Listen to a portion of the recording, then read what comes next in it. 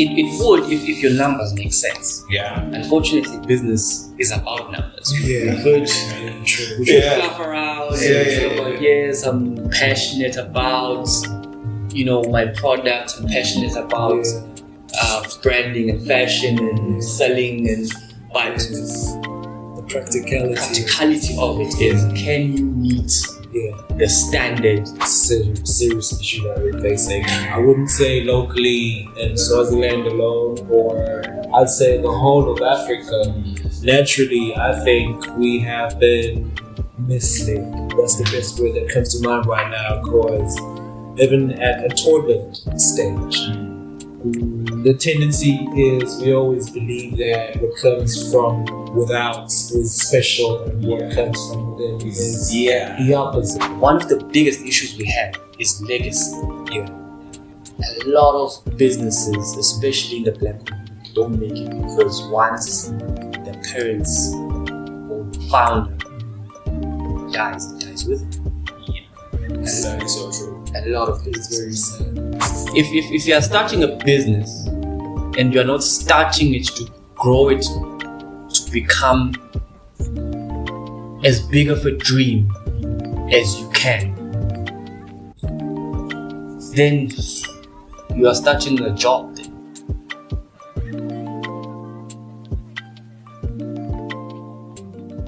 Welcome to the next thing that's gonna blow up. Thank you guys for tuning yet again for another fire episode, guys. Today it's another special day. I know we have special guests lined up today, and before they come in, I want you guys to do me a favor. Could you please subscribe if you've been watching and you've been liking what we are producing here? Could you kindly just press the subscribe button, so that you keep on getting notified whenever we drop another episode. So guys, thank you guys for those who have been commenting, for those who have been liking and sharing. So guys, without wasting much of your time, let's bring them right in. Guys, come through.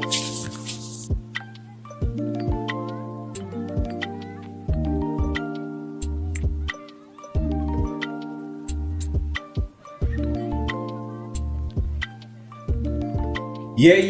As you see today, we didn't just bring one, but two special guests, guys. Yeah. So I'll let them introduce themselves, starting with my brother on my right here. Good morning, everyone. Is it morning or we past that? But anyway, hi guys. Tikoleftu, Mahlalela from Inside Biz. It's an honor to have us. Thank you. I am Melusi, Mnisi from Ikleri store in Mnisi. Thank you. Yeah. So today it's a special day. We're gonna be having a three-way conversation because we have special people here. And we need the genius in one episode so that it really blows out. So I'll start by asking my brother Melusi here, like, why exactly did you decide to start Ikleri? Okay, it's a heavy question. So many reasons. So many reasons. But I'll give you one.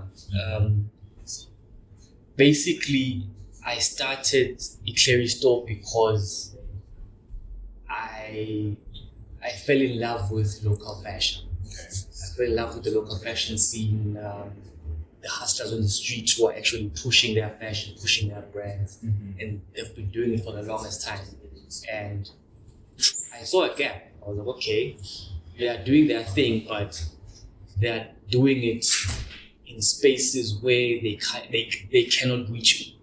So I assumed that if I'm having this problem, probably many people are also having the same problem I'm having. Yeah. So to solve the problem, why not open a shop whereby these local designers and local fashion people, yourselves, can actually interact with their customers in a more professional manner. Okay. Very interesting, Melusi. And a high fashion fanatic myself, so to speak. Yes. I'm a student of fashion. I love clothing very much. So, if I may, yes. Who are the brains and team behind Ikleri store? The brains of the shop, I'd say, for one, I conceptualized it, not knowing that it's a concept that has been around the world. It's not, it's not something new. I only discovered it as I've been working. Actually, there are other places that do this type of thing. So I'd say I did think about the idea. I approached many other people who also thought it was a viable, viable business, viable idea. But unfortunately, they are not in the space. They are not part of the business. But, I decided to carry on, and I appreciate them for their kind words and, actually giving me the courage to continue. But other than that, it's me and the group of brands that are in the shop. Shout out to actually Sconian Republic, because he is that space, Sconian Republic, as a brand, as a shop. I actually saw the concept from them, but I thought we have to make it bigger. We have to make it bigger. I've been in conversation with him, and yeah. Really good. All right, that's pretty much enough. Speaking of the concept, it's something that's unique. You saying it's something that's been done, but I think like in the kingdom it might be the first person to actually implement it here, and it's unique. If my information says me right, you literally gather different brands, and they come through and like on a store inside the shop, and then they sell.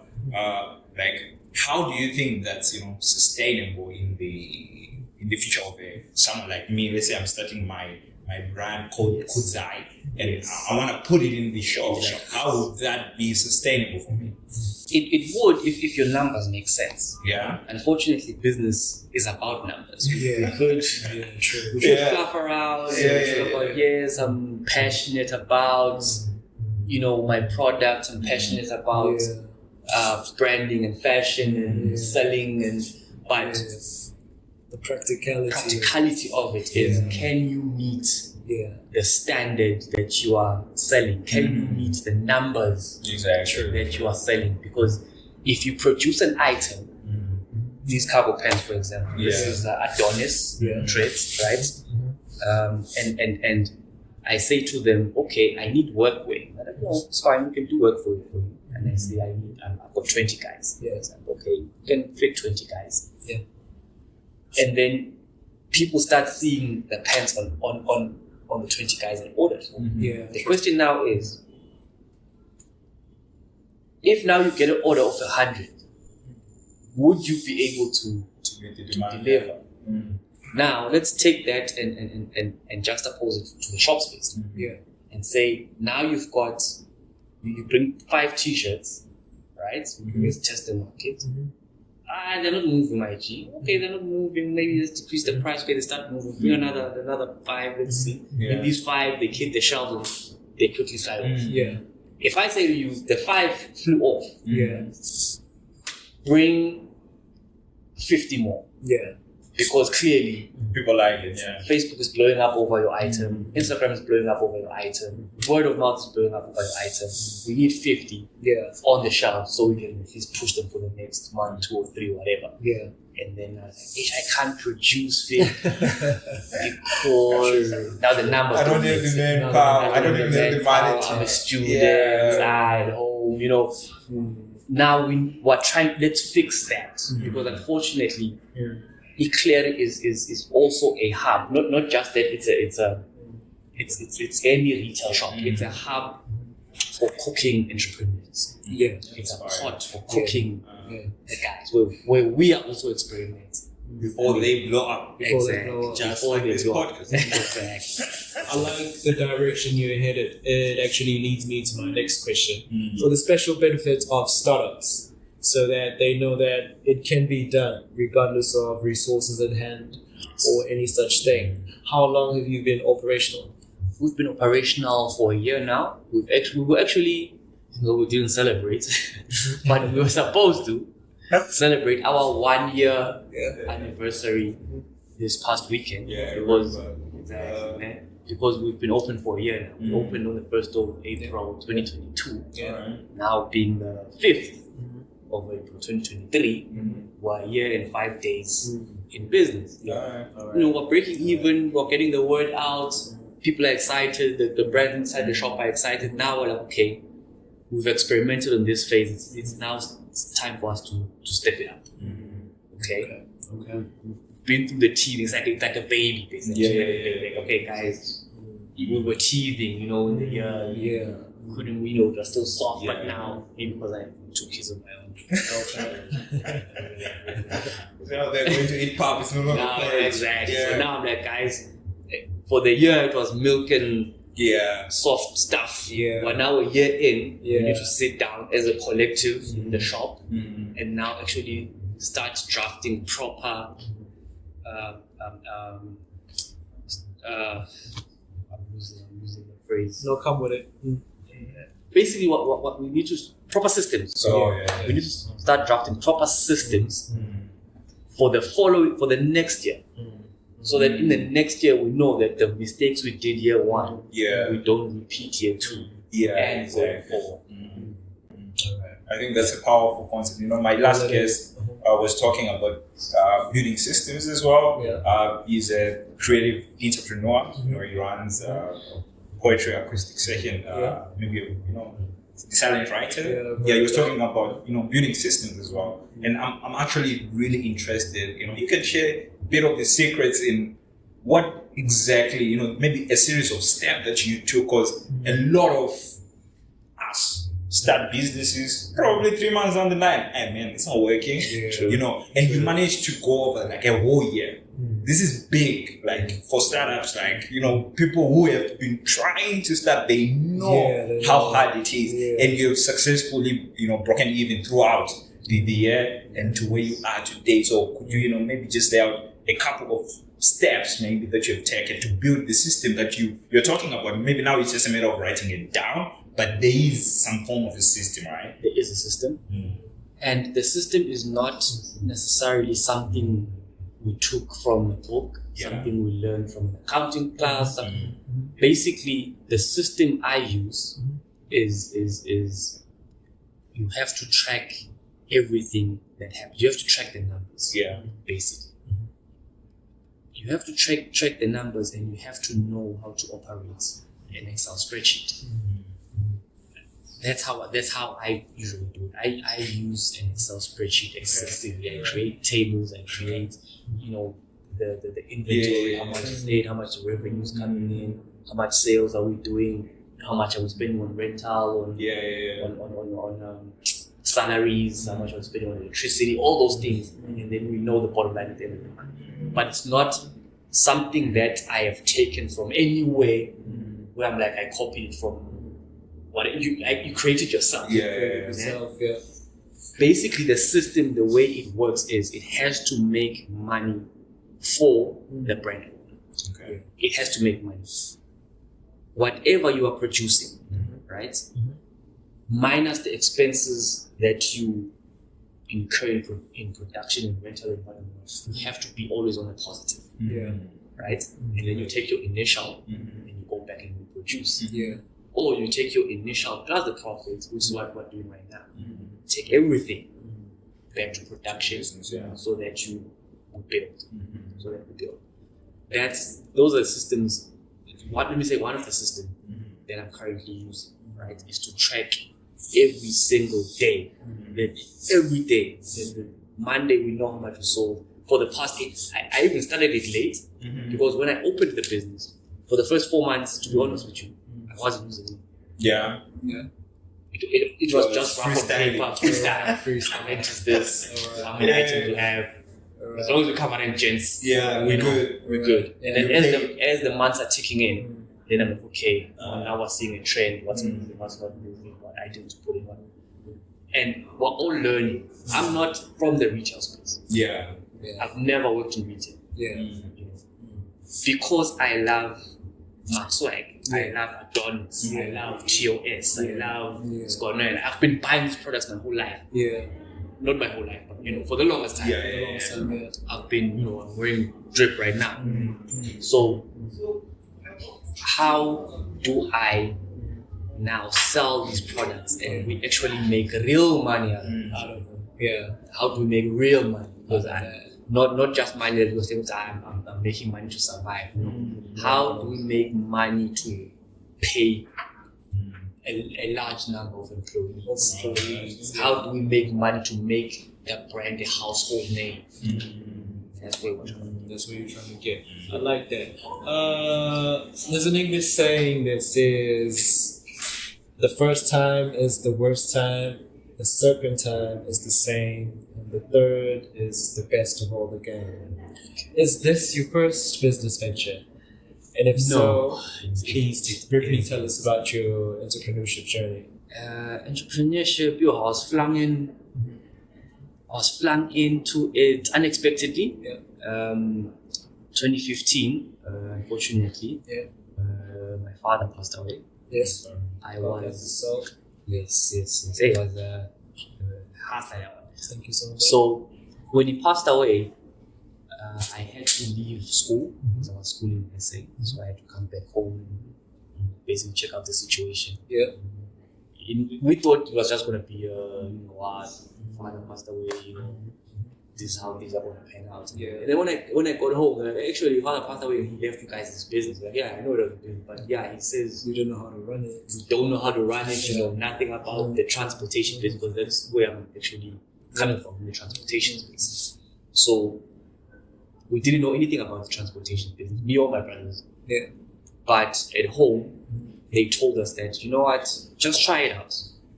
Because it wouldn't be nice to just let it die like that, which really I understood. But I was actually also kickstarting my career in South Africa. Yeah. So that was where the trajectory was going. All right. But unfortunately, I had to really sit down and think about it. And really think. It took a toll. But when the decision was finally made, I was like, okay, I can run the transport business. We'll see. I mean, if it doesn't work out, So be it. liquidate. Yeah. Go Take back to it my back life. and run. You get what I'm saying? I like But- the spirit. As I worked, a lot of things started occurring to me. And then maybe life got serious. And then when life gets serious, you start, because you're now in the business space, now you start watching business podcasts. Yeah, you need to. Now you start, trying to see what other young guys are doing in the business space. Yeah. And then you get to realize that actually, one of the biggest issues we have is legacy. Yeah. A lot of businesses, especially in the Black community, don't make it because once the parents or the founder dies, it dies with. That is so true. A lot of It's businesses. very sad. And I looked at that and I was like, okay, will we be on that stage? Will we be one of those? Or will we now fight to keep it alive for even the generations? So then the mindset shifted from I'm just running to see if it's going to work or not. It shifted from actually this is a legacy build. You start researching even the biggest companies in the world. And then you start realizing that actually the person that opened whatever company back in 1901, Yeah. Exactly. maybe that's too far back. Yeah. Maybe let me say in the 1950s. Yeah. You look at this company and you're like, okay, the founder was whoever Jackson. Yeah. And then, okay, are they doing well? They're on the billions. Okay, that's good. The current director, current CEO, is something Jackson again, Junior. Yeah. And you're like, hey, it can't be because he's 40. Yeah. There's no way he started it in 1950. Yeah, you So- see, And then it's you a dig, generational thing. you dig deeper into it. Yeah. And you're like, actually, it was the grandfather, not even the father. Yeah. It was the grandfather who started the business. And then the father took over. Now the father's old, then the son is taking over. And then you're like, okay, this is how these companies actually become big and end up working for it. Well, you're like, okay, how are you now going to compete with a company that writes established in 19? And they were. And you're just starting 2023. And we're just starting now. We're starting afresh, and that was the problem. So that's why I consciously decided, you know what? I think I should run this thing and try to grow it as a transport business, and then I will see in future what other endeavors I will find myself in. You know, it's an interesting because I was having a conversation with my friend, and I'm like, you know what? I'm gonna force my kid, whether they like it or not, they're gonna do whatever I'm doing because it works, bro. Like if you look at, like you're saying, it's wealth is generational. Wealth is not a one-man game. You do not build wealth alone. It's built on families, you know, generation after generation after generation. I mean, we have so many popular families, like in the States, you know, we can give examples. You know, they have built it over families. But then it's interesting in your case, you know, proper example that we normally see, you know, home here, when the father dies, mostly everything dies. Like people actually back home in Zimbabwe, they say the father was doing witchcraft because when he dies now, you no longer have the mood to sustain it. Exactly. So, but you know, if you look at it, what you're saying is the system. But then looking at your relationship with your father, well, did it come in handy when you took over the business? It did in a way, because then when you are running the business and life is now serious, you know, you're like, okay, the old man is around, you have to fend for yourself. There's no parachute now. Then the words start coming back when elders talk to you and they say something like, it's just saying that because and now they're trying the situation, that's what he meant. Now I mean it. Now I understand. Now you understand. Exactly. Now I understand that, you know, when life is not easy. Life, you must be serious and you must be numbers and don't be friends. Man, and then when it bites you in the ass. Sorry. When it bites you, you're like, I remember my dad once said it, my mom once said it, my grandfather once said it, someone once said it, because they went through it, and now I'm going through it, and then those words now ring again in your mind. Okay, at least you are actually doing something, but you're actually doing it because the words of advice were actually given to you. Back then, when you were 15 years old, not as a 15-year-old kid, you know, you didn't understand. But now that the situation has changed, you're now 28, 29, and okay, now you see what it means, what is all exactly. Then you walk that path of those words.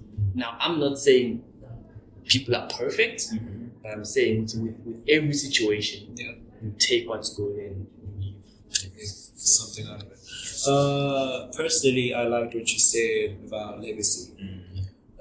It just, a lot of things immediately spring into mind when you bring up that example of families and businesses. I mean, we know the Rockefellers, we know McDonald's, you know, everyone that's doing it the same way as you said. But then I beg to differ from what my fellow friend here said when he says that he will force his children to do what he wants.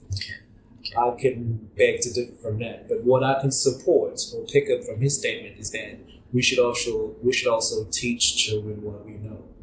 What they do with it is up to them. Because there's no steering people into place or whatever direction that you want, but we can all learn from each of us what we know, what we've seen other people do, and then we try to make something good out of it. But then we cannot entirely, you know, govern that. It's impossible. It doesn't really work like that. It doesn't really let me reiterate what you just said. I was actually watching another podcast recently where this guy was saying that his parents ran a shop. They ran a shop and they wanted him to take over the shop. But he knew that he was not going to take over the shop. But he knew everything about the shop. So now he's a multi-millionaire doing big things, and he's actually saying to himself, none of the things of it, a lot of the things that he's doing is actually things he learned at that small shop at home, at the corner store. Exactly, but then he has diversified. He has diversified. He's in the big boardrooms, but he's still using the same techniques he was using to convince the small clients at the shop. Now he's convincing big people. True. I think that's a better way of putting it. Exactly. Oh, no, not forcing.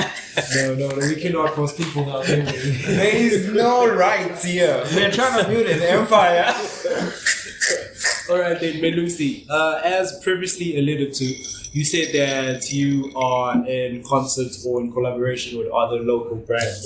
Yes. So please tell us briefly about the brands that you have in store, people that you work with, all the special benefits of clients, so that they know what they get when they come to Ikleri store. Thank you. Hopefully I don't forget anyone. Okay. But it's not a lot. You know, when I first started, I thought, I have 20 brands, because I could name 20 brands top of my head from Swaziland, from people that have bought soldiers. Right, that's Me personally, because my wardrobe is 95% local. Yeah. All right.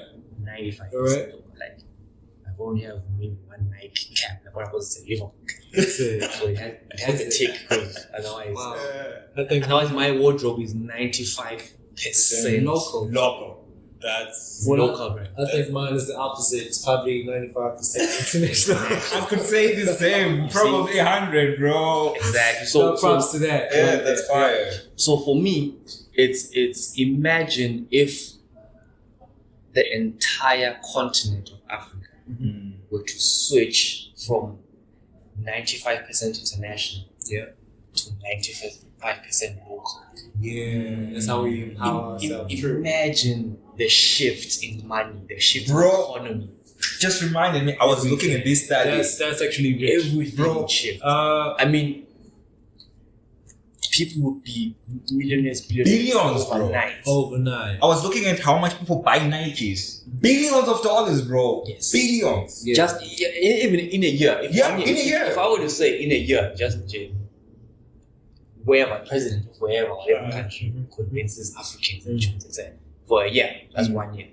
Everybody stop buying international and just buy local for a year. Just test. Just Yeah, one and see year. how it goes, yeah. Just buy definitely. local for a year and then you can go back to buying your Gucci. Whatever you want. No offense, we have Gucci. No disrespect. No- we love no everybody. disrespect. We love everybody. We just- They're the pioneers. Yeah. But you know what I'm saying? Yeah. Now imagine if everybody were to shift for a year. It would be, you'd see the wealth spike crazy. And the ecosystem is big. The ecosystem that supports the clothes. Yes. It's so big because one of my sayings, before I actually opened the shop, one of the sayings was, why do you want to open a clothing shop? And I was like, because nobody walks around naked. Yeah. True. Exactly. True. For the life of me, I haven't gone to a meeting, I haven't gone to a concert, I haven't gone to when I'm like, someone's walking around no clothing on, I'm like, okay. Yeah. Everybody's He's wearing so clothes, yeah. how big is the clothing market? Yeah. If everybody does everything, Yeah. Bro. they sleep with clothing, wake up Yeah, with it's clothing. a lucrative market for sure. Yeah, true. You see what I mean? True. And 95% of it is going international. Yeah, and I think that boils down to empowerment. What you just said right now is actually a very serious issue that we're facing. I wouldn't say locally in Swaziland alone, or I'd say the whole of Africa. Naturally, I think we have been misled. That's the best word that comes to mind right now, because even at a toddler stage, the tendency is we always believe that what comes from without is special and what comes from within is the opposite. I don't know what it is, but I don't know how to put it exactly, but that's the reality of the matter right now. And as he's saying it right now, it actually, conjures up a lot of things, because that's actually what's making Africa trail behind in economy and everything that has to do with business. Because we don't empower ourselves, we don't appreciate, we don't support each other. And if we don't do it, then no one else will. Quickly, I just want to ask this. What sets Ikleri store apart? Or what is special about Ikleri store that clients out there should know? What's special about it, what sets us apart, it's the concept itself. The concept itself is we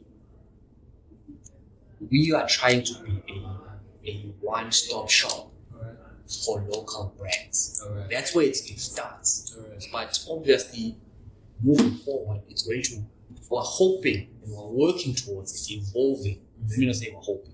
We're working towards it evolving into a bigger staple house for Eswatini brands, right? For Eswatini brands, even plain items. You know how much money we're making from plain clothing? They're not even branded. Not even branded. Plain. Imagine. No label is all. No label. Just plain. It's a plain. This T-shirt without even this. Yeah. Without even the brand. Yeah. It's not a brand. It's not nothing. It's just plain. Yeah. We make money from that, Yeah. right? Alright. But the question is, where is it sourced from, right? And a lot of it, you find that it's sourced from non-Swazi participants. That's what I noticed. And when I say non-Swazi participants, I mean we import it from outside, right? Yeah. We import it from outside. Or when we get it from inside, yes, we see the factories there, it's registered, but it's not run by locals. Yeah. Yeah. True. True. You know, people come from overseas, they come in, they run the factories, fine, they hire Swazis. We commend it. Yeah, but for minimum wage. Minimum wage, but yes, I understand that they're eating, but it's still minimum wage. True. Right? Now, let's say minimum wage aside, because you know, Africa is Africa. The economy is the economy. You can't run from minimum wage. It's other countries have escaped that velocity, but Yeah. As a stands Still right trying. you know, as a Yeah. third world country, we're still there. But even with the minimum wage, I'm saying the minimum wage is being paid to us as Swazis by foreigners. It's not even like the factories are owned by Swazis. So I can't say the Swazi that's owning that's earning the minimum wage. There's no Swazi in top management. There's no Swazi owning the factory, owning the shop, owning the machinery, owning the business, pushing it international. Then when they can close down today, leave, And then and then another comes in, takes the same shell, Yeah. hires us again for the minimum wage. There are no Swazis in that space where maybe I'm wrong. Maybe I haven't met them. Yeah. Maybe I haven't met an indigenous Swazi running a factory and actually, Yeah. True. you know, at the large scale that I've seen these factories. No, I understand what you mean. Going I understand at what you mean. I understand. What yeah, no, it's Actually- quite interesting. Yeah. It But is maybe true. they are. I could be wrong. Maybe I haven't done my research and I should maybe go Yeah. around the country and actually start knocking on the doors to actually see who is the ownership of Behind- production. Yeah, but then even if they were, they're still not doing a good job in as far as letting the people know. Yeah, Because if we don't know it, it's a small country, then it's pretty much It's pretty much. it's not Yeah, existent. that's it. Yeah. So just to go on, Melusi, what is your policy or quality control process? If, for instance, I'm a local brand that wants to be on your shelves, Yes. how do I go about doing that? Basically, we need you to be a good marketer. We need you to be a good marketer, good on sales. Yeah. The brand, the clothing has to be quality. Alright. The branding has to be unique and authentic, and you have to love it, because some people, they enter the space because they're chasing the money. Unfortunately, when there is no money, sayonara, we don't see you no more. True. That's why There's a lot to support. fly by night. Yeah, try. Yeah. We're not trying to encourage, as Ikleri store, we're not trying to encourage fly by night states. Some states. Yeah. You get what I'm saying? If we need people to love what they do, if you love clothing and if you love your brand and if you are passionate about pushing it, whether you have the money or not, because businesses will have ups They will have downs. and they will have downs. True. Right? That is so true. Businesses will have ups and downs. So if you're not passionate about it to that level, you won't make it. There were some of the brands that I'm working with inside the shop. They've had their ups, they've had their downs. They are still here. but you asked, I should mention them. I now took a tangent around clothing. And then we come back. Yeah. We are not digress. It's a conversation. Yeah. No rules really. Let's come back now. We took a long bathroom break. Yeah. So Mark Swag, one, because I'm wearing it, right? Then it's Played Out. I'll just mention them as they came in. Yeah. Mark Swag, it was Played Out. And then there was Vintage. Yeah. Vintage Lux. Yeah. But now they're just Vintage Eswatini, I think. Yeah. I'm not sure if they dropped the Lux yet, but I like the Vintage Eswatini. Yeah. Alright. They do a lot of vintagey Alright. type of branded t-shirts and the look and all this and all that, yeah. There's I said Mark Swag, Played Out. Played Out is more of it's a youthful type of branding. They've got that skateboard type of vibe, you know. I like it. I remember Played Out back then. Is it still the same Played Out? Still the same Played Out. Right. Check them out on Instagram, Facebook. Same with Mark Swag, Instagram, Facebook. Same with Vintage, Instagram, Facebook. Alright. Go to Ikleri Instagram and then go to who we are following. Yes. That's what was. Yeah. Alright. Right? Yeah. So it's Mark Swag, Played Out, Vintage Lux. Alright. We just roped in No Limit brand. Alright. No Limit brand does a lot of camouflage, cargo. Alright. More militia wear type. Yes. But it does, the sweaters, but more African prints. More African prints. With the African. But the baggy look is what they're about.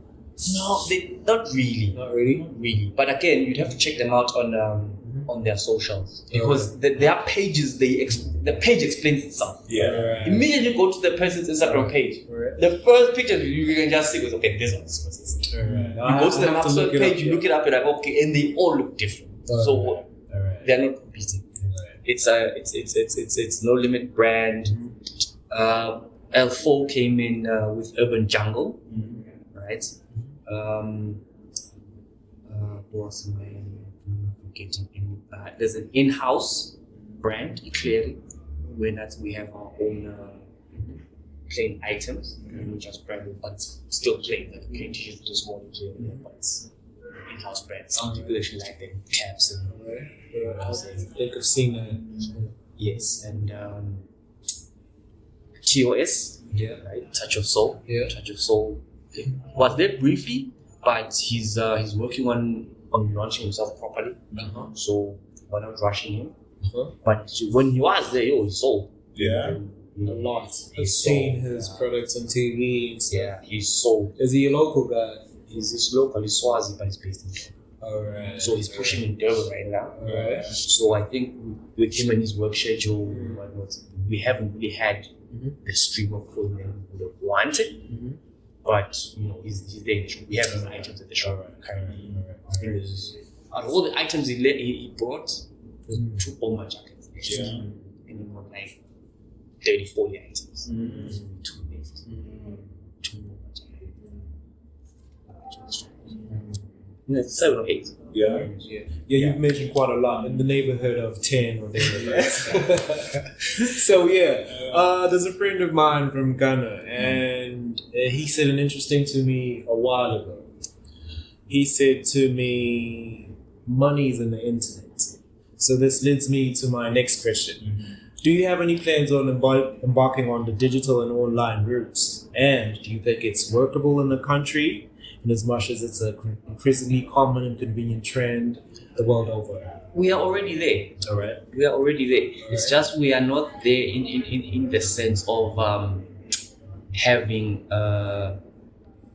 making deliveries as yet. But we understand that in the digital space, we are selling hard assets. Yeah.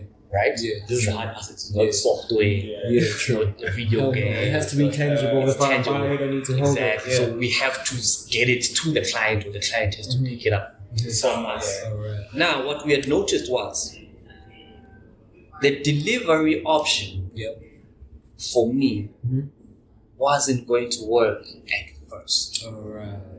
At first, because I'm like, okay, if you're gonna produce a t-shirt, right? Let's say production cost for the t-shirt is $100. Yeah. Right? right? And then you're gonna sell the t-shirt for $200, and then someone says, "Please deliver the t-shirt to me.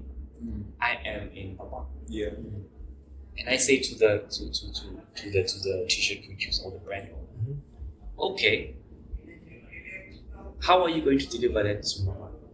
I'll get on I'll get transport. You know what I'm saying? I'll wait for whatever specific day, Friday. I'm like for one order. Yeah. So yeah, I'll get on the phone, I'll go to Pavan, right? I'll get off, I'll walk, I'll deliver the t-shirts, I'll get my $200, I'll get on the Kumbi, I'll go back to the workshop, right? Wherever the workshop is. How much will it cost? $30 to Pavan, $30 back, $30 back. See, you get 60, you get thirsty along the way. I'll probably buy a drink for $10 or whatever, biscuits, you know what I mean? Yeah. So $70 for delivery, and then you pocket $30. $30, yeah. Yeah, so you from the $200, then if you have shop space, the customer comes to you and you pocket $100. If you don't, you go to the customer and you pocket 30. Yeah. Which one makes more sense? True. I get that. That's how I was viewing it, and unfortunately, the I thought it was going to be that easy. Yeah. It's not, because customers have been for the longest time, including myself. You know, because people didn't have shop spaces. We didn't know what to find. So come to me. I want your product. I paid.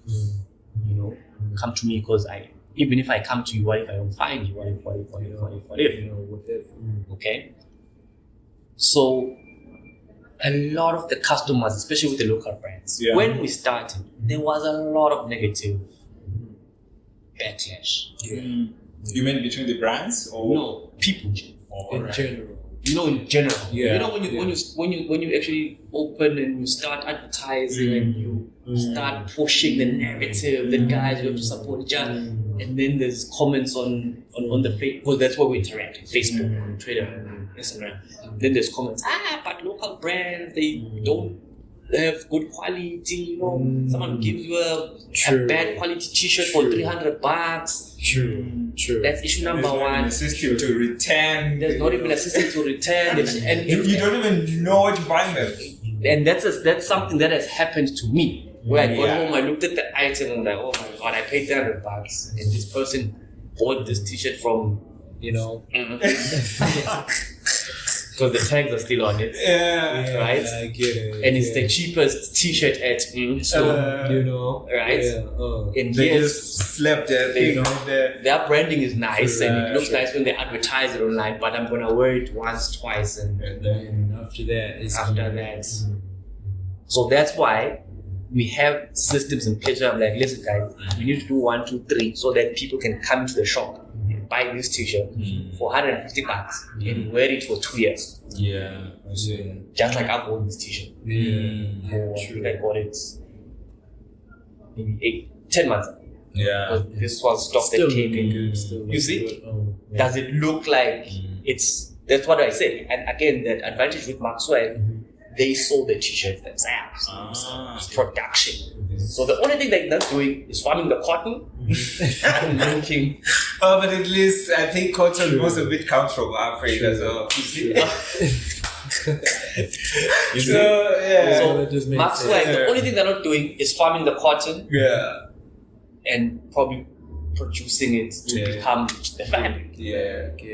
Now, sewing it themselves gives them the advantage where I'm like, hey, bro, as a shop, we want material that won't sag, that won't do this, that won't do that, that won't do this, that won't do that. So since you sew the things yourselves, you manufacture yourselves.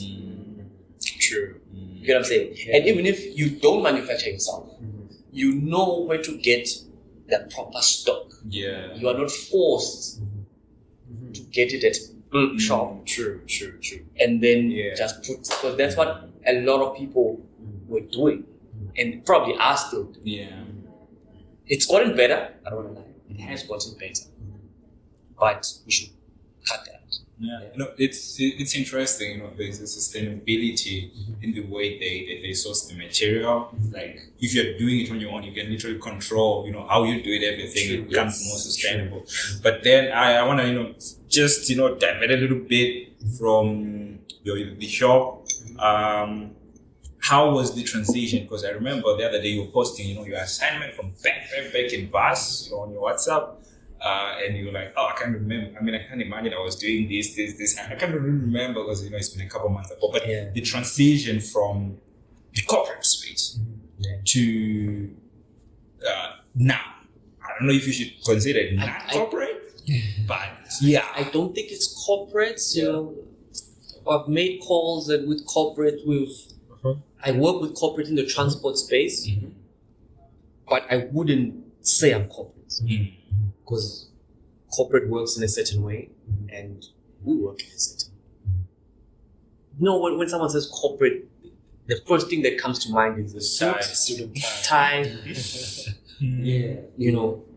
Our hairstyles they wouldn't fit. No, not in the corporate world. The generality of the context. But there is that stigma against the African. Obviously. The corporate space does stigmatize the African look. Yeah. Even if you've got the suit and tie, but the fact that your hair is like this now, some type of way, short and curly, African look. You cannot present yourself like that. Exactly. But now you ask yourself, if you're in corporate, who am I presenting myself to?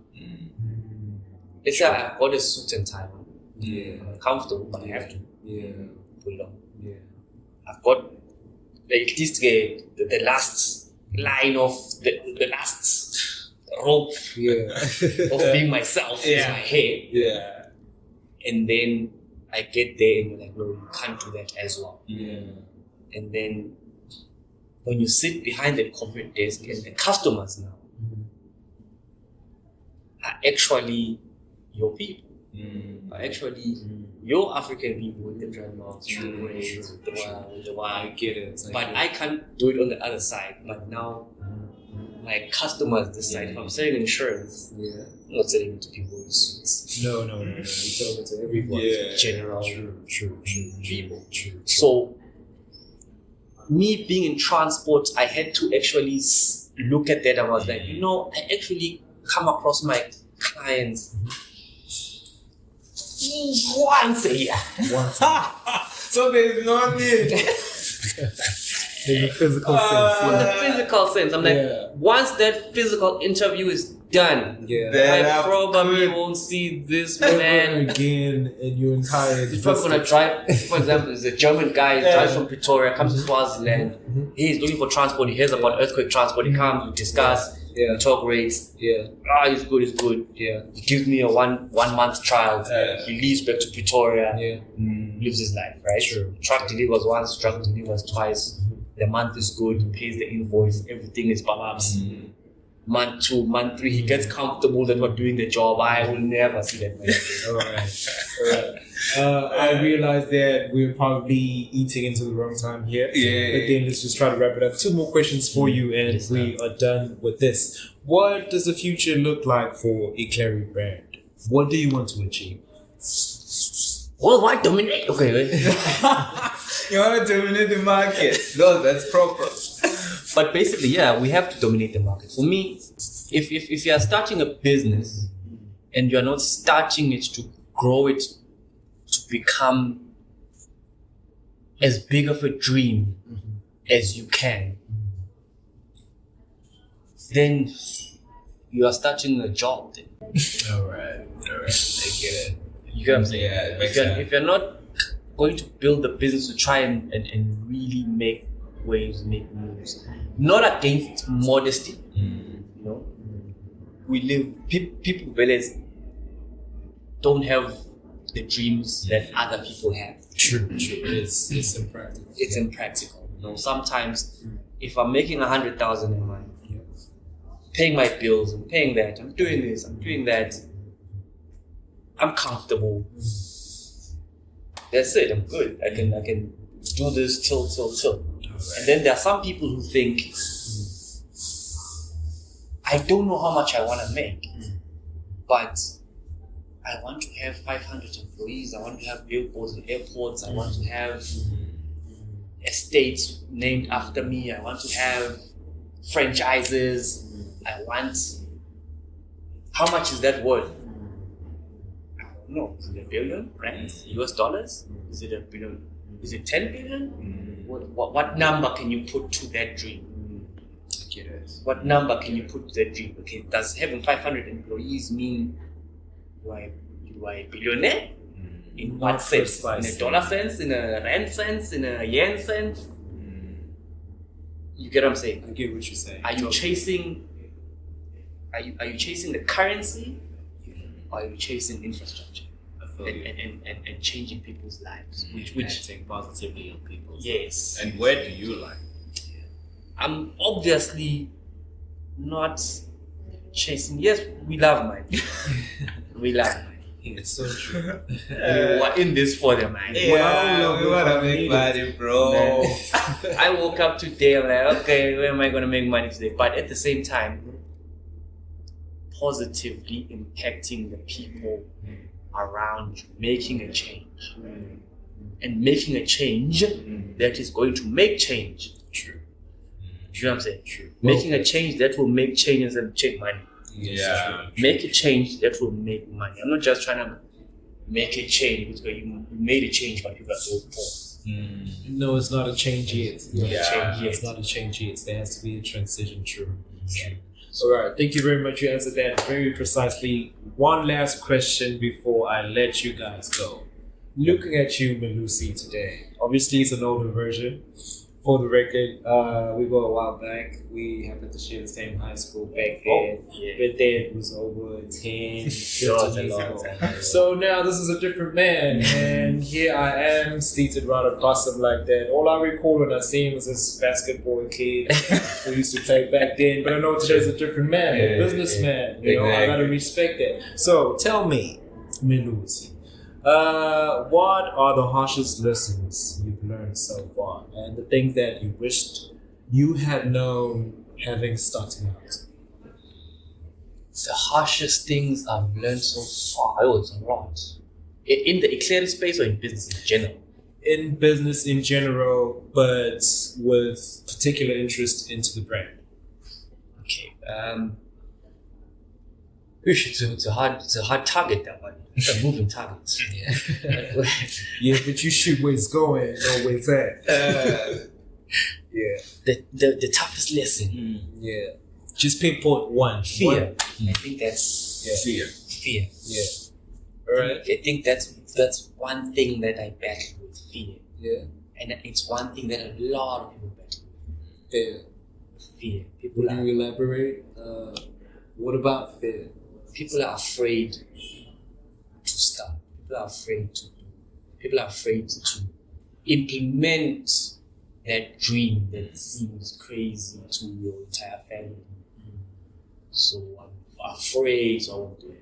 And it's funny how your answer was slow and calm and it's proven the best you've given me all day. I swear it. Thank you so much. Yeah. That's actually an honest answer. Sometimes we do things because we're on camera and we try to sound good. Yeah, exactly. We're not at liberty to disclose whatever it is that we really want to say, but because of this and that. I like that. For that, I'll give you a special mention. I learned from that. I think that's proper. It's something that we're trying to actually achieve. The reality, the behind the scenes of the business. What's not read in books, what's not shown on TV, is what we really wanna give to the people here. But guys, thank you very much for coming. But before you leave, where can people find you online?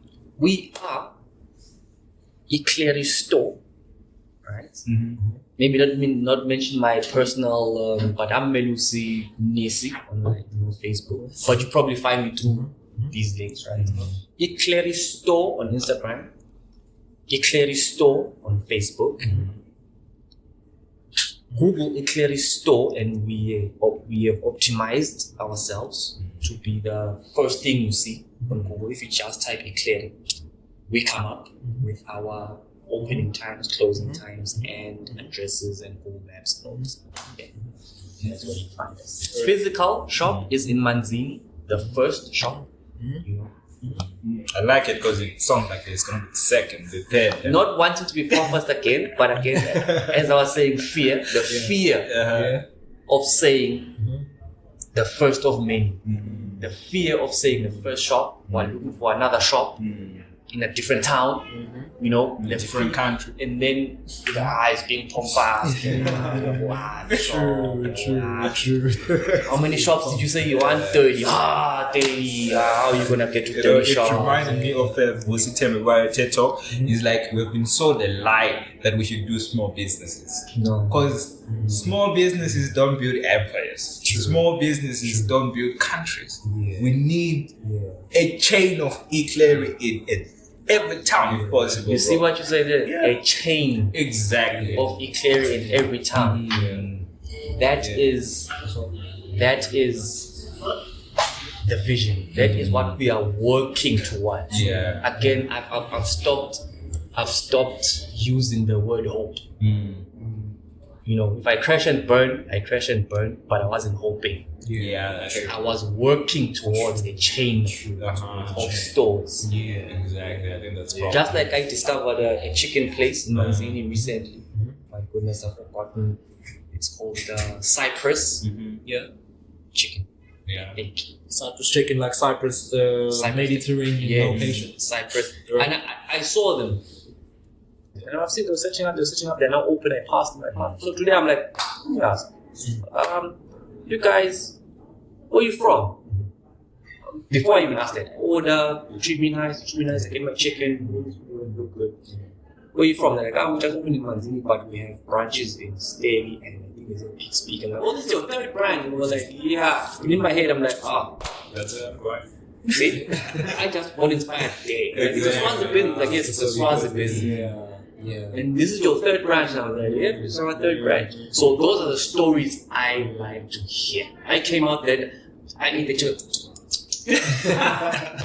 Guys, actually, it's been fire. It's time for us to bring this to a wrap. Tikoleftu, Mahlalela from Inside Biz. We are at store 301, Upper Deck Corporate Place, Swazi Plaza, Dr. Sishai Road. So anytime you can stop by, or if you want to feature, you can pursue us online, whatever it is that you want to ask, there's numbers and all that for you. It's time for us to love you and leave you. Guys, thank you very much for coming through. It's been fun having a conversation with you. Melusi. Corporate way. Yeah, the corporate way. So this is the corporate hell. The corporate way. Now let's have the off Nothing against corporates. Fund us. We're looking for that funding if you can. Yeah, most We love you as well. Yeah, guys, it's been fire listening to you, learning from you guys. Thank you very much for coming. Make sure you've subscribed, you've commented, you've liked and shared. Everyone else, guys, peace and we out.